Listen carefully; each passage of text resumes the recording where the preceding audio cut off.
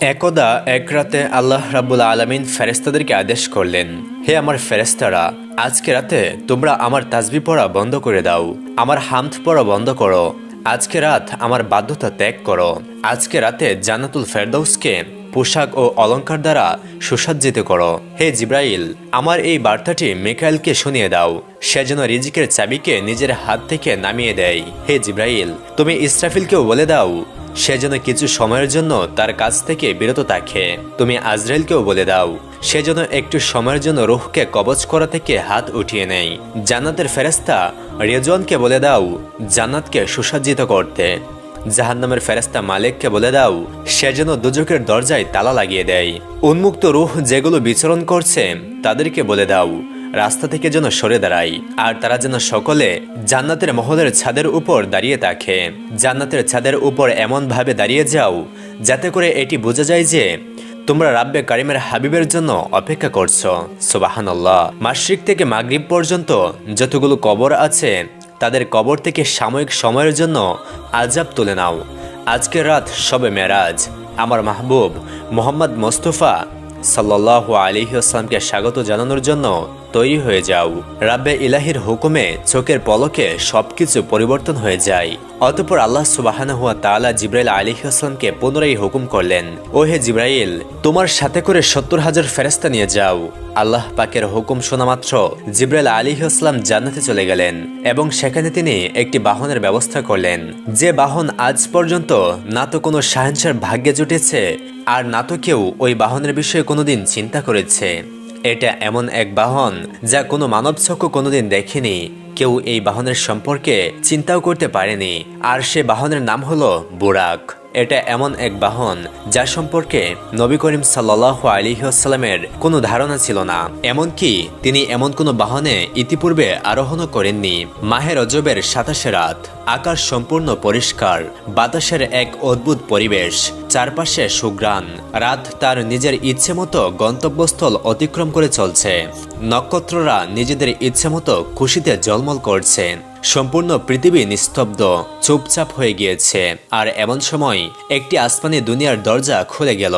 ঠিক সেই সময় হযরত জিবরাইল আলাইহিস সালাম তার বিশাল নুরানি ফেরেশতা বাহিনী নিয়ে বুরাক সমেত রাসূল করিম সাল্লাল্লাহু আলাইহি ওয়াসাল্লামের কাছে উপস্থিত হয়ে কোনো কথা না বলে সোজা দাঁড়িয়ে থাকলেন। আর তার কারণ, হাবিবাল্লাহ চোখ বন্ধ করে হৃদয়কে প্রশান্তি দিয়ে আরাম করছিলেন। হযরত জিবরাইল আলাইহিস সালাম হাত বেঁধে দীর্ঘক্ষণ দাঁড়িয়ে রইলেন আর মনে মনে ভাবছেন, যদি শব্দ করে তাকে জাগ্রত করি তাহলে হাবিব আল্লাহর সাথে বেয়াদবি হয়ে যাবে। তিনি চিন্তা করছিলেন রাসূল সাল্লাল্লাহু আলাইহি ওয়াসাল্লামকে তিনি জাগ্রত করবেন কিভাবে। আর ঠিক সে সময় আরশে মুআল্লা থেকে ওহী নাজিল হলো, হে জিবরাইল, তুমি আমার মাহবুবের কদম মুবারকে চুমু দিয়ে দাও, যাতে করে তোমার মুখের ঠান্ডা স্পর্শে আমার মাহবুবের চোখ খুলে যায়। আল্লাহু আকবার। তারপর জিবরাইল আলাইহিস সালাম রাসূল সাল্লাল্লাহু আলাইহি ওয়াসাল্লামের দিকে এগিয়ে গেলেন এবং নিজের ঠোঁট দিয়ে যখন জিবরাইল আলাইহিস সালাম মুহাম্মদ মুস্তাফা সাল্লাল্লাহু আলাইহি ওয়াসাল্লামের কদমে চুমু দিলেন, তখন হযরত জিবরাইল আলাইহিস সালামের ঠোঁটের স্পর্শ পেয়ে রাসূল করিম সাল্লাল্লাহু আলাইহি ওয়াসাল্লামের নিদ্রা ভেঙে গেল। অতঃপর রাসূল করিম সাল্লাল্লাহু আলাইহি ওয়াসাল্লাম বললেন, হে ভাই জিবরাইল, কি মনে করে এসেছো? তখন জিবরাইল আলাইহিস সালাম বললেন, ইয়া রাসূলুল্লাহ সাল্লাল্লাহু আলাইহি ওয়াসাল্লাম, আল্লাহ রাব্বুল আলামিনের অনেকগুলো হুকুম নিয়ে আজ আপনার কাছে হাজির হয়েছি। ইয়া রাসূলুল্লাহ, আপনি দেখতে পাচ্ছেন আমার পেছনে বিশাল নুরানি ফেরেশতাদের বাহিনী। আল্লাহ রাব্বুল আলামিন আপনার সাক্ষাৎ করার জন্য উদ্বিগ্ন হয়ে আছেন। আপনি আপনার তাশরিফ নিয়ে চলুন। এই জমিন থেকে আসমান পর্যন্ত সমস্ত মাখলুকাত ওদের অপেক্ষায় হাত বেঁধে দাঁড়িয়ে আছে ইয়া হাবিবাল্লাহ, শুধুমাত্র আপনাকে এক নজর দেখার জন্য, আপনাকে স্বাগত জানানোর জন্য তারা অপেক্ষমান। তারপর রাসূল করিম সাল্লাল্লাহু আলাইহি ওয়াসাল্লাম সফরের জন্য প্রস্তুতি নিতে শুরু করলেন। আর এমনই সময় হযরত জিবরাইল আলাইহিস সালাম রাসূল করিম সাল্লাল্লাহু আলাইহি ওয়াসাল্লামের শরীরকে কুদরতি হাত দিয়ে দুভাগে বিভক্ত করলেন। অতঃপর হৃদয়কে বের করা হলো এবং একটি স্বর্ণের পেয়ালা নিয়ে আসা হলো, আর সেটি ঈমান এবং হিকমত দ্বারা পরিপূর্ণ ছিল। তারপর রাসূল করিম সাল্লাল্লাহু আলাইহি ওয়াসাল্লামের হৃদয়কে সেটি দ্বারা ধৌত করা হলো, যার ফলে ওনার হৃদয় ঈমান এবং হিকমতে পরিপূর্ণ হয়ে গেল। সুবহানাল্লাহ। অতঃপর তা পুনরায় নিজস্ব স্থানে আগের ন্যায় বসিয়ে দেওয়া হলো। আর এটি করার ফলে কিছু ঐশ্বরিক শক্তি যুক্ত হয়ে যায়, যাতে করে রাব্বে ইলাহির দিদার করতে কোনো সমস্যা না হয়। এবং আল্লাহর রাসূলকে আধ্যাত্মিকতার চূড়ান্ত লেভেলে পৌঁছানোর জন্য এক বিশেষ প্রস্তুতি হচ্ছে এটি। এরপর রাসূল করিম সাল্লাল্লাহু আলাইহি ওয়াসাল্লামের মাথা মুবারকে নুরানি পাগড়ি বাঁধা হলো। আল্লামা কাসমি রহমাতুল্লাহি আলাইহি বলেন, শবে মেরাজে হুজুর করিম সাল্লাল্লাহু আলাইহি ওয়াসাল্লামের মাথা মুবারকে যে ইমামা শরীফ পরানো হয়েছিল, সেই ইমামা বা পাগড়িকে হযরত আদম আলাইহিস সালামের জন্মের থেকেও ৭,০০০ বছর আগে তৈরি করা হয়েছিল।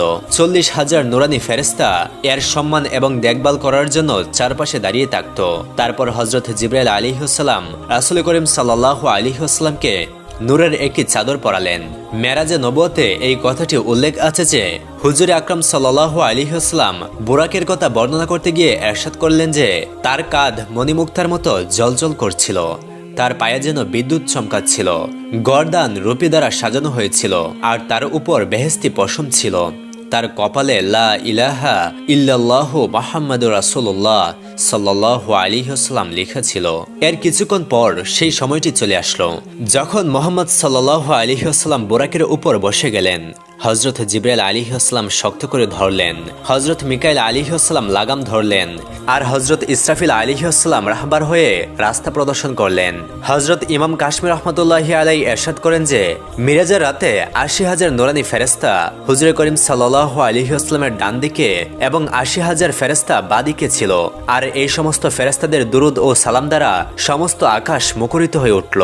আর এই উচ্চ ধ্বনি দুরুদ এবং সালামের মধ্য দিয়ে হুজুর আকরাম সাল্লাল্লাহু আলাইহি ওয়াসাল্লাম মেরাজের সফর শুরু করলেন।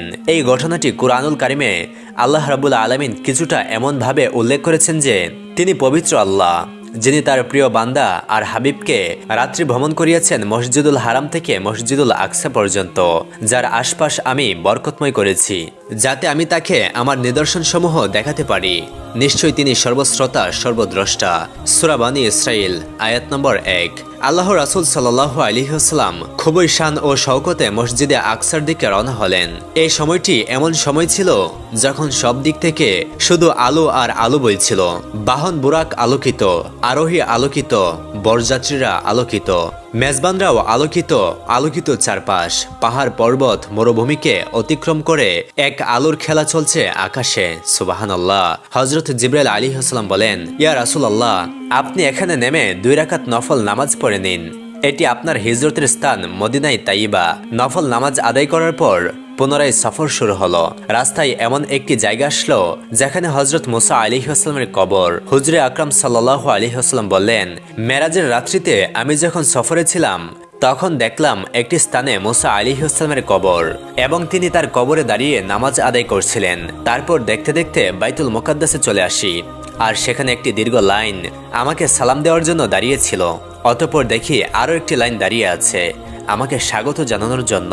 আর মোটামুটি ১,২৪,০০০ আম্বিয়া আমার সাক্ষাতের জন্য উদ্বিগ্ন হয়ে দাঁড়িয়েছিল। এরপর রাসূল করিম সাল্লাল্লাহু আলাইহি ওয়াসাল্লাম সেই জায়গায় তাশরিফ নিয়ে গেলেন, যেটিকে বাবে মুহাম্মদুর রাসূলুল্লাহ সাল্লাল্লাহু আলাইহি ওয়াসাল্লাম বলা হয়ে থাকে।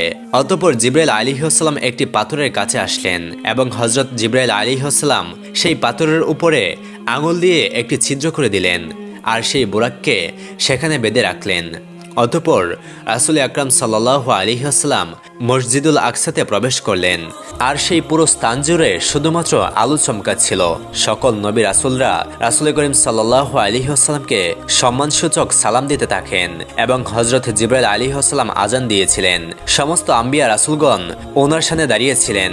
যখন কাতার ঠিক হয়ে গেল তখন রাসূল করিম সাল্লাল্লাহু আলাইহি ওয়াসাল্লাম এগিয়ে গিয়ে ইমামতি শুরু করলেন, আর সমস্ত আম্বিয়া কেরাম রাসূলুল্লাহ সাল্লাল্লাহু আলাইহি ওয়াসাল্লামের পেছনে ২ রাকাত নামাজ আদায় করলেন। আর এই নামাজ আদায় করার পর মুহাম্মদুর রাসূলুল্লাহ সাল্লাল্লাহু আলাইহি ওয়াসাল্লাম ইমামুল মুরসালিন ওয়ান নাবিয়িন উপাধি পেয়ে গেলেন। এ সময় মালাইকা এবং আম্বিয়াগণ সকলে দাঁড়িয়েছিলেন, কেননা বাইতুল মুকাদ্দাসে এমন দৃশ্য তারা আর কখনো দেখেনি। আর সেখান থেকে উঠতে শুরু করলো মহত্ব আর উচ্চতার পতাকা। তারপর আরও একবার দরুদ সালামের প্রতিধ্বনি হয়ে আকাশ কেঁপে উঠল, নূরে নূরান্বিত চারপাশ। অতঃপর রাসূল করিম সাল্লাল্লাহু আলাইহি ওয়াসাল্লাম পুনরায় উর্দু আকাশের দিকে যাত্রা শুরু করলেন। রাসূলুল্লাহ সাল্লাল্লাহু আলাইহি ওয়াসাল্লাম নিজের ভাষায় বলেন, আমি যে বাহনে ছিলাম তার নাম বুরাক। এই বাহনের গতি সম্পর্কে শুধু এতটুকুই বলবো, চোখের পলকের শেষ বিন্দুতে এই বুরাকের প্রথম পা ছিল। আল্লাহু আকবার। তারপর সঙ্গে সঙ্গে প্রথম আসমানে চলে আসলো। হযরত জিবরাইল আলাইহিসসালাম দরজা খটখট করলেন। প্রথম দরজার দারোয়ান জিজ্ঞাসা করলেন, কে? অপার থেকে জিবরাইল আলাইহিসসালাম জবাব দিল, আমি জিবরাইল। তখন দারোয়ান জিজ্ঞাসা করলেন, কিন্তু আপনার সঙ্গে কে? জিবরাইল আলাইহিসসালাম বললেন, মুহাম্মদ মুস্তাফা সাল্লাল্লাহু আলাইহি ওয়াসাল্লাম। তখন দারোয়ান বললেন, মারহাবা। এরপর দরজা খুলে দেওয়া হলো এবং আসমান হুজুর সাল্লাল্লাহু আলাইহি ওয়াসাল্লামকে স্বাগত জানালো। দ্বিতীয় আসমানে হযরত ঈসা আলাইহিস সালাম এবং হযরত ইয়াহিয়া আলাইহিস সালামের সাথে হুজুর করিম সাল্লাল্লাহু আলাইহি ওয়াসাল্লামের সাক্ষাৎ হলো। তৃতীয় আসমানে হযরত ইউসুফ আলাইহিস সালামের সাথে সাক্ষাৎ হলো। চতুর্থ আসমানে হযরত ইদ্রিস আলাইহিস সালাম। পঞ্চম আসমানে হযরত হারুন আলাইহিস সালাম। ষষ্ঠ আসমানে হযরত মুসা আলাইহিস সালাম এবং সপ্তম আসমানে আল্লাহর বন্ধু এবং মুসলিম জাতির পিতা ইব্রাহিম খলিলুল্লাহর সাথে সাক্ষাৎ হলো এবং তিনি মুহাম্মদ সাল্লাল্লাহু আলাইহি ওয়াসাল্লামকে স্বাগত জানালেন। সুবহানাল্লাহ। অপর একটি ঘটনা, একদা মহানবী রাসূল সাল্লাল্লাহু আলাইহি ওয়াসাল্লামের একজন সাহাবী হযরত জাবির রাদিয়াল্লাহু তাআলা আনহু দয়াল নবী সাল্লাল্লাহু আলাইহি ওয়াসাল্লামকে ওনার বাড়িতে দাওয়াত করলেন। ফলে নবী করিম সাল্লাল্লাহু আলাইহি ওয়াসাল্লাম সাহাবীর দাওয়াত কবুল করলেন। তাই হযরত জাবের খুশিতে আত্মহারা হয়ে বাড়িতে চলে গেলেন। বাড়িতে গিয়ে স্ত্রীকে খুশির খবরটা দিলেন আর মেহমানদারির জন্য প্রস্তুতি নিতে লাগলেন এবং তিনি বড় ছেলে আব্দুল্লাহকে নিয়ে খাসি জবাই করলেন। অতঃপর যখন হযরত জাবের অন্য কোনো কাজের জন্য ঘর থেকে বাইরে চলে গেলেন, তখন হযরত জাবেরের ছোট ছেলে ঘুম থেকে উঠে খাসি তালাশ করতে লাগলো। তখন বড় ভাই তাকে বলে যে খাসিটিকে জবাই করা হয়েছে। ফলে ছোট ভাই বায়না ধরল যে খাসি কিভাবে জবাই করে আমাকে তা দেখাও। ফলে অকথ্য বড় ভাই ছুরি হাতে করে ঘরের পেছনে গিয়ে বলল, এখানে খাসিটি জবাই করা হয়েছে। ছোট ভাই জানতে চাইল কিভাবে জবাই করা হয়েছে। বর্ণনা করে বোঝাতে না পেরে অবশেষে বড় ভাই বলল, তাহলে তুমি মাটিতে শুয়ে পড়ো, আমি তোমাকে দেখাই। ছোট ভাই মাটিতে শুয়ে পড়ল। বড় ভাই তার গলায় ছুরি ছড়িয়ে জবাই করার নমুনা দেখাতে গিয়ে ছোট ভাইকে সত্যি সত্যি জবাই করে ফেলল। বড় ভাই যখন দেখলো ছোট ভাইয়ের গলা থেকে রক্ত গড়িয়ে পড়ছে, সে ছটপট করতে করতে একসময় নিস্তেজ হয়ে গেছে। তখন সে বুঝলো ব্যাপারটি আসলে কি ঘটেছে। আতঙ্কিত হয়ে সে নিকটবর্তী এক খেজুর গাছের চূড়ায় উঠে আত্মগোপন করে রইল। এদিকে হযরত জাবের পুত্রের খুঁজে বাড়ির পেছনে এসে ছোট ছেলের অবস্থা দেখে থমকে গেলেন। অতঃপর তাকে বুকে করে স্ত্রীর কাছে গিয়ে বললেন, তাড়াতাড়ি একটি কম্বল নিয়ে এসো, বাচ্চাটিকে শুয়ে দেই। ছেলের এই অবস্থা দেখে মা চিৎকার করে কাঁদতে লাগলেন। তখন হযরত জাবের সান্ত্বনা দিয়ে বললেন, আজ আমাদের শোক প্রকাশের দিন না, আমাদের দুঃখ দেখলে নবীজিও দুঃখিত হবেন। অতএব ধৈর্য ধারণ করো, কষ্ট হলেও মুখে হাসি ফুটিয়ে তোলো। তারপর তারা দুজনে মিলে ছোট ছেলেকে কম্বল মুড়ে রান্নাঘরের পেছনে রেখে আসলেন। স্ত্রী রান্নার কাজে মন দিলেন। হযরত জাবের বের হলেন বড় পুত্র আব্দুল্লাহকে খুঁজে। বাড়ির পেছনে গিয়ে ছেলের নাম ধরে জোরে ডাক দিলেন। গাছের উপরে আত্মগোপন করে বড় ছেলে সব ঘটনা প্রত্যক্ষ করছিল আর ভয়ে কাঁপছিল। পিতার ডাক শুনে সে ভাবলো, এখন পালাতে না পারলে আব্বার হাতে ধরা পড়তে হবে, ধরা পড়লে আর রক্ষা থাকবে না। তাই পালানোর উদ্দেশ্যে গাছ থেকে লাফিয়ে পড়ে আঘাতপ্রাপ্ত হয়ে সেও মৃত্যুর কোলে ঢলে পড়ল। পিতা কাছে গিয়ে দেখেন আব্দুল্লাহর দেহে প্রাণের স্পন্দন নেই। তাই বড় ছেলেকে কোলে তুলে তিনি বাড়ির ভেতর প্রবেশ করলেন। স্ত্রীকে ডেকে বললেন আরেকটি কম্বল নিয়ে আসার জন্য। বড় ছেলের এই অবস্থা দেখে দরদি মা পুনরায় আর্তনাদ করে উঠলেন। হযরত জাবের তাকে পুনরায় সান্ত্বনা দিয়ে বললেন, ধৈর্য ধরো, আজ আমাদের দুঃখ প্রকাশ করার দিন না, আজ আমাদের পরম আনন্দের দিন।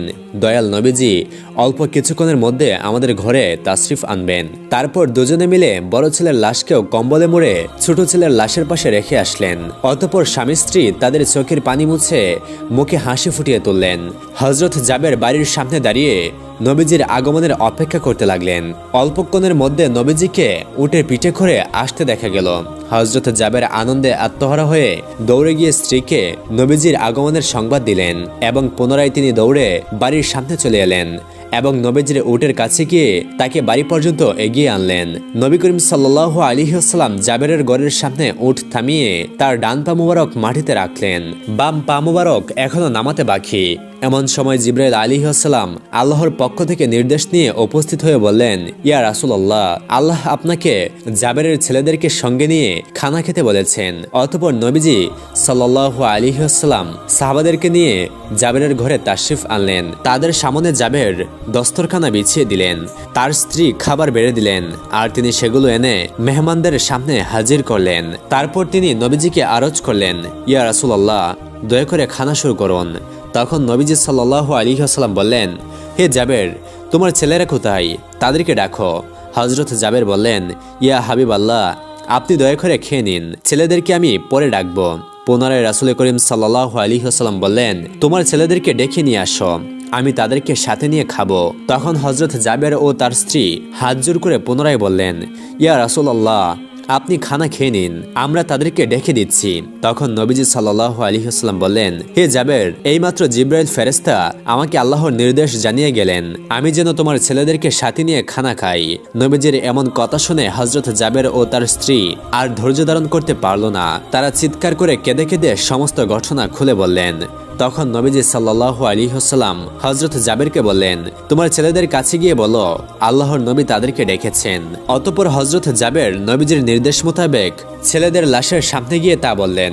সঙ্গে সঙ্গে তারা দুজন আল্লাহু আকবার বলে উঠে নবীজির কাছে দৌড়ে চলে গেল।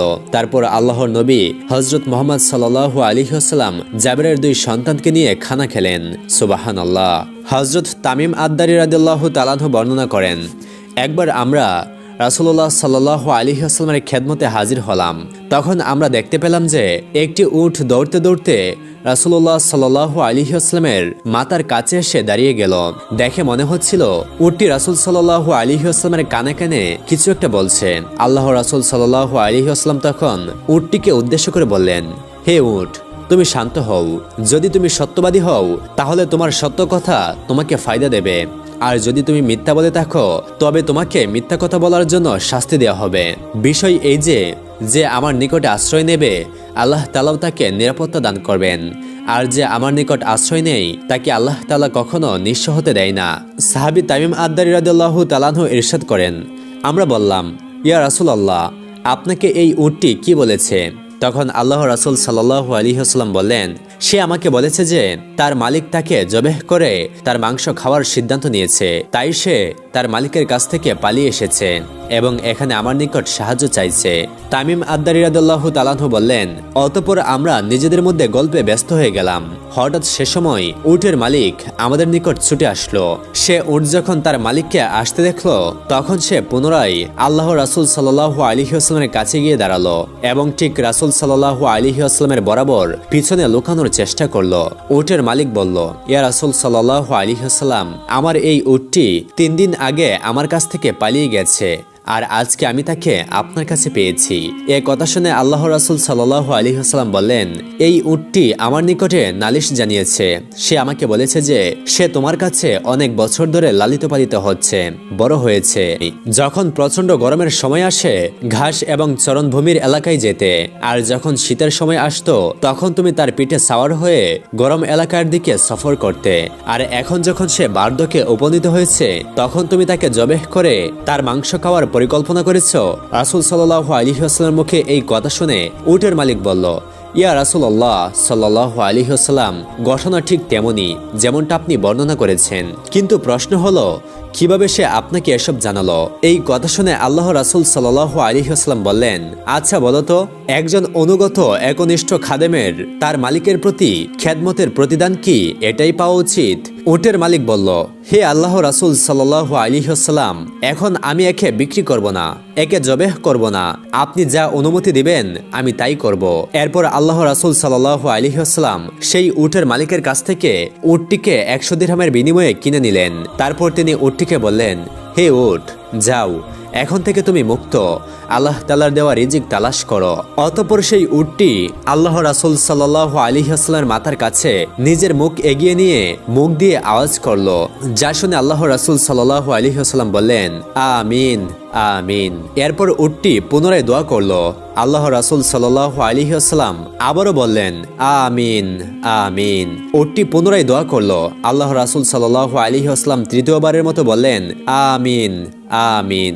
কিন্তু উটটি যখন চতুর্থবার একটি শব্দ করলো তখন আল্লাহ রাসূল সাল্লাল্লাহু আলাইহি ওয়াসাল্লাম আমিন তো বললেনই না, বরং আবেগপ্রবণ হয়ে কাঁদতে শুরু করলেন এবং বলতে লাগলেন, হায় আমার উম্মত, হায় আমার উম্মত। এমনকি রাসূল সাল্লাল্লাহু আলাইহি ওয়াসাল্লামের চোখ থেকে অশ্রু বের হতে লাগলো।